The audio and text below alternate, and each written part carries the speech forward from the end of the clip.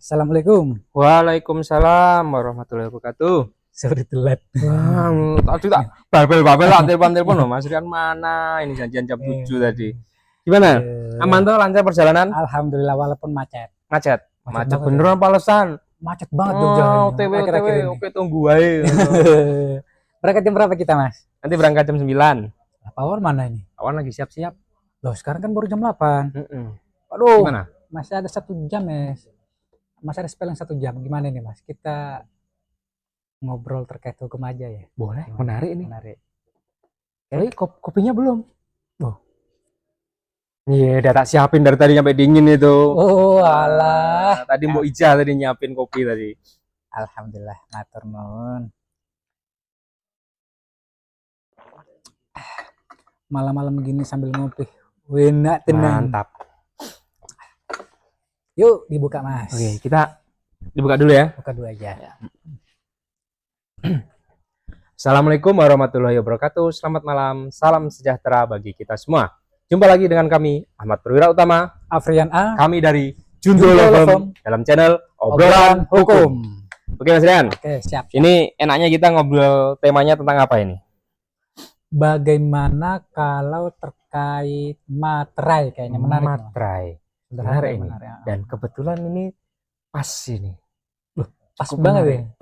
Pasnya apa? Tadi sebelum berangkat ke sini ada tetangga yang datang bilang, "Mas, mohon maaf apa minta waktu sebentar. Gimana Bu, ada apa?" gitu kan. Nah, itu bahwa perjanjian gitu. Bahwa perjanjian terus sedikit panik.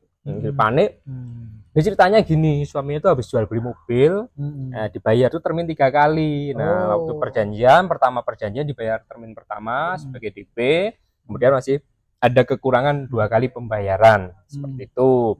Nah, dari situ cek tuh perjanjian tadi, nggak ada masalah. Dari klausul-klausul sudah cukup oke ya, ada batas waktu, hak dan tanggung jawab semuanya sudah diatur secara sudah diatur semuanya. Kemudian tak bilang ini udah oke Bu, gak ada masalah. Ini nggak sah Mas, kan? Nggak sah di mana gitu? Itu di halaman terakhir waktu tanda tangannya nggak ada materai.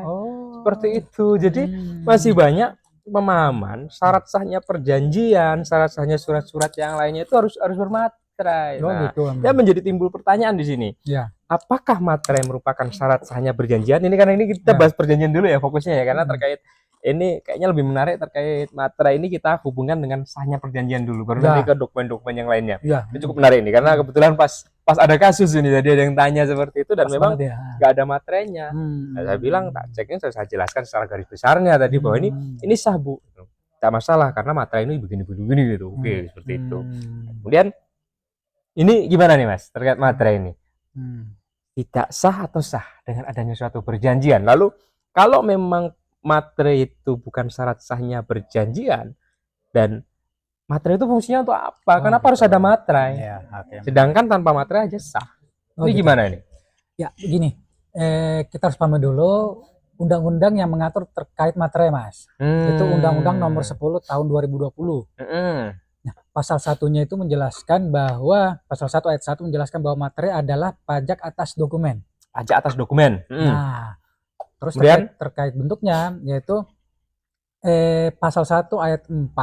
Di situ materai adalah label atau carik. Yang berupa tempel, elektronik, yang di dalamnya mengandung unsur atau ciri-ciri sebagai pengaman yang dibuat oleh pemerintah untuk membayar pajak atas dokumen. Kan begitu. Kenapa harus ada materai itu menjadi syarat untuk pembayaran pajak atas dokumen. Nah, lalu kan di sini timbul pertanyaan lagi nih, gimana kalau tanpa materai sah atau tidak? Nah, sebelum mengatakan bahwa sah atau tidaknya, ya kita harus tahu dulu Mas terkait syarat sahnya suatu perjanjian. Syarat sahnya perjanjian. Nah, sebelum jauh ke sana nih Mas Rian, kan tadi kan di sini tadi baru bahas terkait materai itu adalah merupakan pajak dokumen. Nah, fungsi materai itu untuk apa aja Mas Rian? Nah, pajak materai itu pada pasal 3 ayat 1 di situ menjelaskan bahwa dokumen digunakan untuk yang pertama dokumen yang menerangkan suatu kejadian yang bersifat perdata. Mm-mm. Yang kedua, dokumen sebagai alat pembuktian di persidangan. Gitu. Jadi Gitu. sebagai dokumen keperdataan dan pembuktian di persidangan. Lalu Nah, macam-macam dokumen keperdataan itu contohnya seperti apa? nah, itu diatur pada pasal 3 ayat 2. Pasal 3 ayat 2. Nah, yang berupa surat perjanjian, Mm-mm. surat pernyataan, Mm-mm. surat keterangan, Mm-mm. akte notaril, Ya, akte PPAT, oke. dokumen terkait lelang, Mm-mm. dokumen yang menerangkan sejumlah uang yang dimana nominalnya lebih dari 5 juta, 5 juta. dan dokumen yang diatur oleh peraturan pemerintah. Lalu tadi tambah lagi nih. Yang kedua tadi ada terkait dengan untuk dokumen untuk di persidangan, diajukan di Iya. persidangan itu contohnya seperti apa itu? Contohnya di persidangan, dalam konteks persidangan Mas. Iya, ada Misal, konteks persidangan. eh, Aduh, saya gatal nih, ada apanya nih ya? Lanjut. udah malam kayaknya. Oh iya ya, gitu ya. Mau flu apa ya? Lanjut. Nah, itu berarti dalam artian bahwa sengketa sudah beralih ke pengadilan ya Mas ya. Terkait perjanjian ini ya berarti perjanjian. ya. Nah, itu digunakan sebagai alat bukti. Alat bukti persidangan. Itu harus bermaterai ya. Harus Harus bermaterai. bermaterai. Nah, lalu gini Mas Rian. Apa namanya tadi?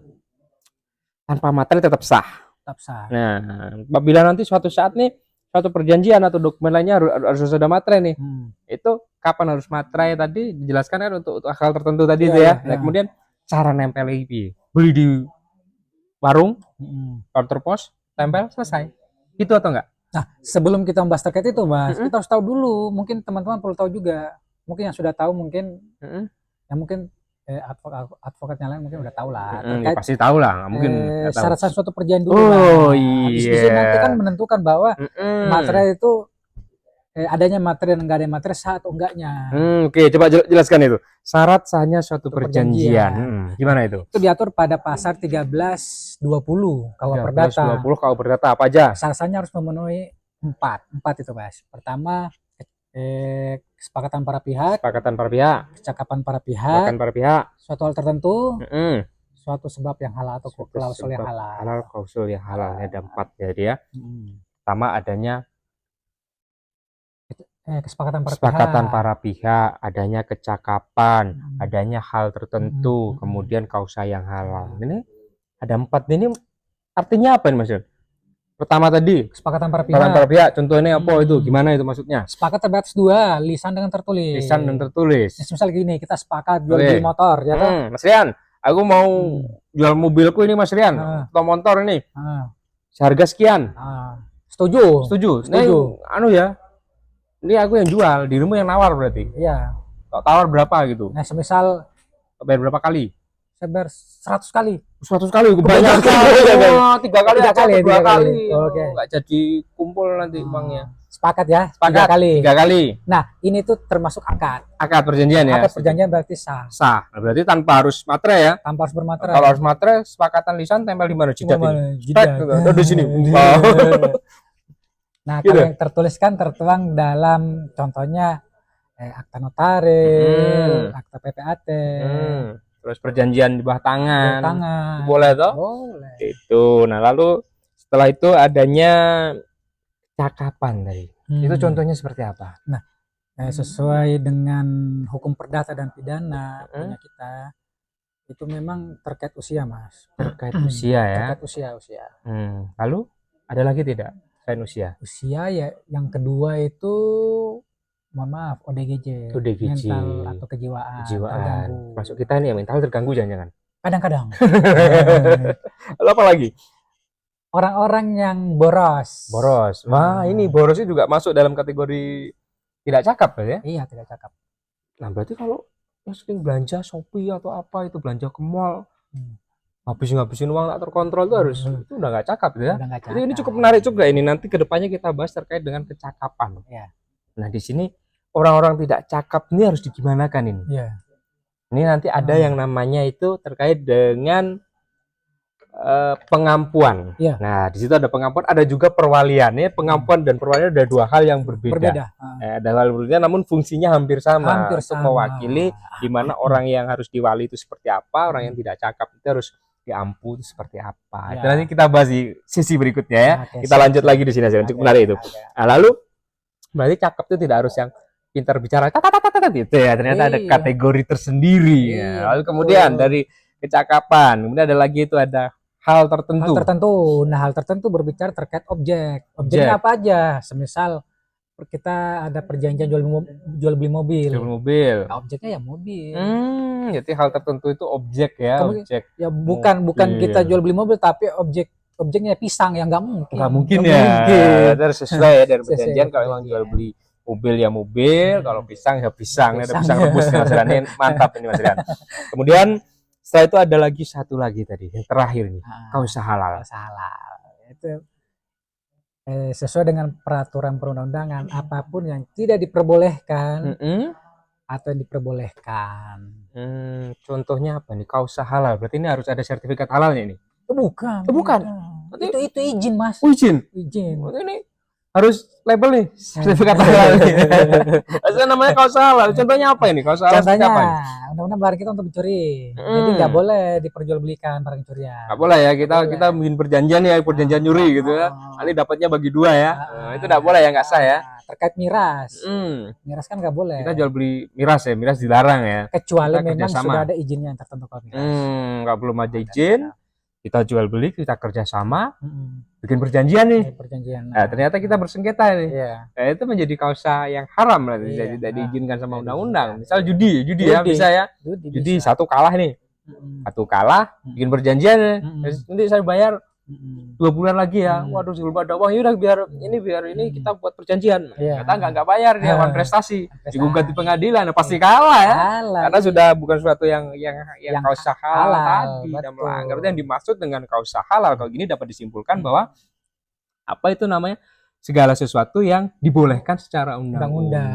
Kalau tidak dibolehkan maka itu menjadi cacatnya suatu perjanjian. Nah, itu tadi ada 4 unsur tadi yang harus dipenuhi. Ini berlaku kumulatif atau alternatif. Kumulatif ya dalam sini. Berarti sini nanti ada suatu hal di dalam ini harus semua terpenuhi dari Terpenuhi, harus 4 itu terpenuhi. harus terpenuhi, nggak bisa berdiri sendiri Nggak ya. boleh, nggak boleh. Nah, di sini juga nanti ada hubungannya Mas Rian, salah ini. Hmm. Ada hubungannya dengan sesuatu perjanjian itu batal demi hukum atau dapat dibatalkan. Itu ada hal yang berbeda juga ini. Nah, Cukup itu menarik kayaknya itu. menarik untuk dibahas di video selanjutnya, Mas ya. Jujur saja ya. Menarik. Terlalu panjang, waktu kita cuma 1 jam soalnya tadi. Iya. Nah, kemudian Mas Rian, dari syaratnya sahnya perjanjian. Nah, kemudian tadi kita udah bahas belum tadi terkait cara nempel stempel tadi. Stempel, mohon maaf ya. Tempel. Materai lah. Materai. Dicap. Materai itu. Misalkan tadi kan suatu perjanjian belum ada suatu materai, menjadi ternyata tetap sah. Namun itu menjadi pajak terutang karena belum ada materainya dan nanti di waktu tertentu harus ada materai. Nah, ini gimana cara nempel? Cukup beli, tempel, selesai atau gimana? Nah, sebelum itu kayaknya klimaks deh itu, Mas. Klimaks. Kita belum membahas terkait dokumen apa aja yang bermaterai. Sudah tadi Sudah. di awal tadi sudah dijelaskan. Saya lupa kayaknya. Sudah tadi. Sudah berarti ya tempel ya. Ini potong nggak ini videonya ini? Enggak usah dipotong-potong lah. Wagu potong nggak? Potong tadi ya, potong ya. Ini kita sambung nanti ya apa ya? Emang Bu, Mas? Emang udah dibahas, Bu? Udah tadi. Terkait yang bersifat perdata. Udah tuh di awal tadi, udah Oh, tau iya. jelaskan. Itu pasal 1, Mas. Udah tau jelaskan tadi sama undang-undang. Itu tadi jangan cari sana. Terus dokumennya yang bersifat perdata apa aja sudah ya? Sudah tadi Sudah tau ya? perjanjian. Oh iya. Terus aku bicara ke sini tau tarik ke syarat sahnya perjanjian. Oh ngono. Iya. Tapi kan aku belum, Mas. Sudah. Sudah tadi. Kurang terkonsep ini anunya. Ya sudah, oke. Nggak urutan. Nggak urutan. Nah, bagus tadi kita ngobrol biasa tadi itu.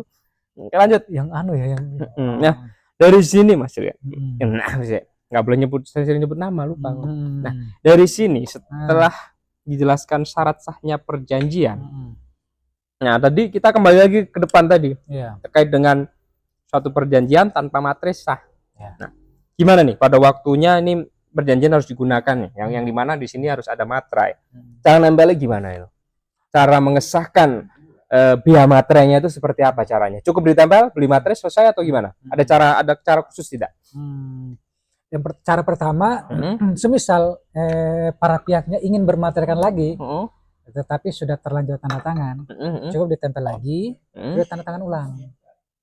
Begitu. Itu yang pertama. Kalau yang kedua, semisal belum ada materinya tapi sudah masuk sengketa di pengadilan, nanti pengadilan itu mengarahkan untuk di nazagal atau pematerean. Oke, cara menazagal pematerean itu gimana Mas Rian? Beli materai dulu dimanapun ada sudah tersedia. Yang 10.000 tapi yang 5.000 udah nggak ada. Sudah nggak ada ya, peraturan terbaru yang 6.000 sudah nggak berlaku, yang 3.000 sudah nggak berlaku. Walaupun sebenarnya sempat bisa digabungkan beli 2 gitu ya. Dulu. Sampai beberapa bulan, tahun berapa gitu. Gitu. Nah itu setelah tempel nih. Beli tempel, lalu digimanakan ini? Setelah tempel, bawa ke kantor pos terdekat itu, atau enggak biasanya sih di kantor pos pusat biasanya Mas. Bawa, nanti bilang ke petugas, Pak, Bu, Mas, Mbak mau nazagal. Biasanya petugas udah pada tahu semua. Sudah tahu semua ya. Berbayar nggak itu Mas Rian? Enggak, sudah. Gratis ya? Cukup membeli materai sudah pembayaran dari situ. Dari situ. Cukup itu. Nazagal gratis kok Mas. Gratis. Lalu serahkan, selesai. Nanti dicap. Dicapnya tuh ada 2 jenis. Cap pertama itu kotak. Kotak cekek. Terus yang bulat. Tatap petas ya. Memang yang bulat ini rodo piye kata orang Jawa itu Mas. Berpower gitu. Berpower. Kayak kekerasan gitu ya. Kayak kekerasan Mas. Senang keras. Bunyi cetas gitu, Bang. Iya. Bunyi cetas gitu. Petas gitu. Wah, jadi pertama klik, 2 petas. Nanti sobek kertasnya. Sampai ada keluar ke api-api gitu. Gitu ya. Itu fungsinya apa itu? Kenapa harus cerdas gitu ya? Saya kurang tahu itu Mas. Mungkin biar kita sendiri malah nggak pernah tanya itu ya. Pas bisa kapan tanya Mas kan. Jadi iya, ini hal kecil sederhana cuma kita nggak perhatikan ini. Mungkin buat biar menjadi suatu kayak logo yang membentuk mungkin. Dengan gitu ya, sehingga biar keasliannya ada cetos itu mungkin ya. Mungkin sama kayak plat motor itu Mas. Plat motor itu ya, biar timbul ya. Biar timbul. Kan kalau plat motor kan dipasang nomor-nomor, sudah dipukul. Bentuknya kayak palu dia. Tas gitu ya. Berbentuk sudah. Bentuk ya. Menarik ini. Sekiranya sepertinya cukup Mas Rian ya. Obrolan kita malam ini sepertinya cukup. Tutup aja ya. Oke, ini Pak Wawan udah nongol ini. Sini Pak Wawan. Nggak mau. Di video selanjutnya mungkin lanjut nanti Pak Wan akan hadir di tengah-tengah kita. Baik, terima kasih atas perhatiannya yang telah berkenan mengisikan waktunya untuk menonton video kita ini. Baiklah, kita tutup aja Mas Rian ya. Ya, cukup. Wassalamualaikum warahmatullahi wabarakatuh. Selamat malam, salam sejahtera bagi kita semua. Junto Lovem.